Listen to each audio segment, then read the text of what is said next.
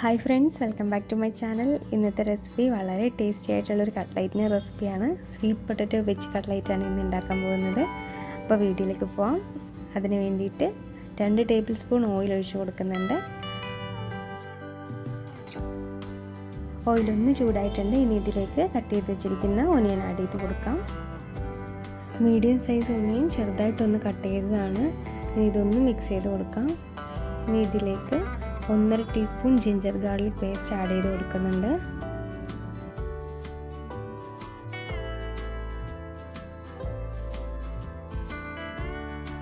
അപ്പോൾ ഇതെല്ലാം ഒന്ന് മൂത്ത് കളർ മാറി വന്നിട്ടുണ്ട്. ഇനി ഇതിലേക്ക് ഒരു പച്ചമുളക് കട്ട് ചെയ്തതും കുറച്ച് കറിവേപ്പിലയും കുറച്ച് മല്ലിയില കട്ട് ചെയ്തതും ആഡ് ചെയ്ത് കൊടുക്കുന്നുണ്ട്.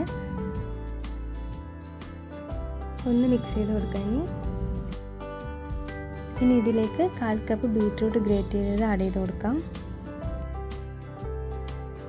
അതേപോലെ 1/2 കപ്പ് ക്യാരറ്റ് ഗ്രേറ്റ് ചെയ്തതും കൂടി ആഡ് ചെയ്ത് കൊടുക്കുന്നുണ്ട്. നന്നായിട്ടൊന്ന് മിക്സ് ചെയ്ത് കൊടുക്കുക. ഇത് പെട്ടെന്ന് തന്നെ വെന്ത് കിട്ടുന്നതാണ്. ഇനി ഇതിലേക്ക് ആവശ്യത്തിനുള്ള ഉപ്പ് ആഡ് ചെയ്ത് കൊടുക്കാം.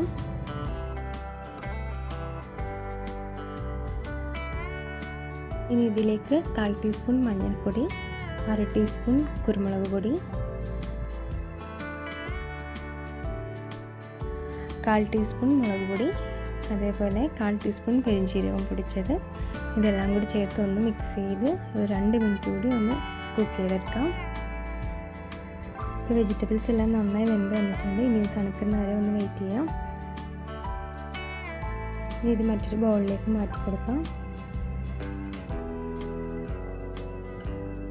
ഇനി ഇതിലേക്ക് 2 ടീസ്പൂൺ റവ ആഡ് ചെയ്ത് കൊടുക്കുന്നുണ്ട്.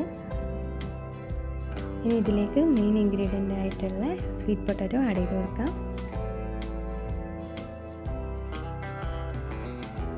ഇനി ഇതെല്ലാം നന്നായിട്ടൊന്ന് മിക്സ് ചെയ്ത് കൊടുക്കാം.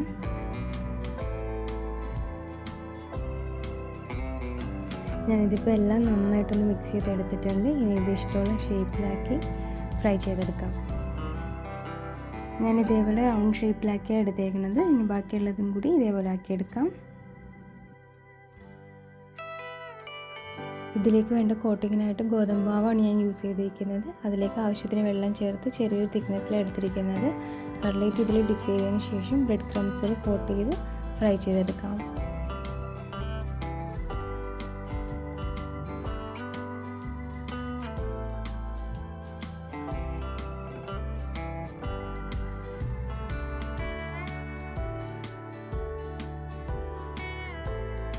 വളരെ ടേസ്റ്റി ആയിട്ടുള്ളൊരു കട്ട്ലേറ്റാണിത്. എല്ലാവരും ഒന്ന് ട്രൈ ചെയ്ത് നോക്കിയിട്ട് ഫീഡ്ബാക്ക് കമൻറ്റ്സിൽ പറയാൻ മറക്കരുത്.